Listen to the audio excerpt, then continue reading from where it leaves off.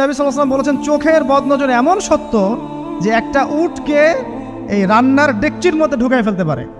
মানে একটা উট খুব সুন্দর ভালো, আপনি দেখছেন মাশাআল্লাহ বলেন নাই, নজর লেগেছে, উটটা মারা গেছে দেন তারপর তাকে জবাই করে খেয়ে ফেলতে হয়েছে। একজন সাহাবী গোসল করছিলেন, গোসল, এটা হাদিস সহিহ, এই আলেম ওলামা যারা আছেন তারা জানেন যে এই হাদিস সহিহ। একজন সাহাবী গোসল করছেন, তার গায়ের চামড়াটা খুব সুন্দর ছিল, একদম স্কিনটা অনেক সুন্দর থাকে না এমন কিছু মানুষ। আচ্ছা, এখন আরেকজন সাহাবী এই গোসল দেখছেন দূর থেকে, দেখে বলছেন যে কি চমৎকার তার শরীরের রংটা, যেন কুমারী নারীর মতো, অনেকটা এমন একটা কথা তিনি বলেছিলেন। সাথে সাথে এই সাহাবী অজ্ঞান হয়ে পড়ে গেছে। কোন সাহাবী? যিনি গোসল করছিলেন।